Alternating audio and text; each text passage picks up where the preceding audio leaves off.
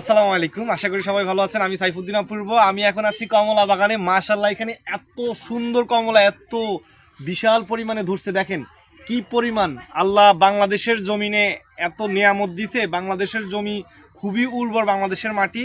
তো নদীমাতৃক এই বাংলাদেশে আপনি যেটাই চাষ করবেন সেটাই বাম্পার ফলন হবে। সবাই কৃষির টিপসগুলো ফলো করে আপনারা কৃষি উৎপাদন করেন।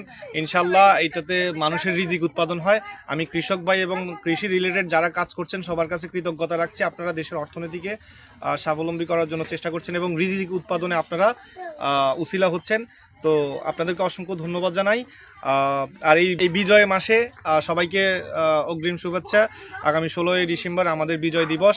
এখন কিছু রাজাকারের বাচ্চারা আমাদের বিজয় দিবস অস্বীকার করছে।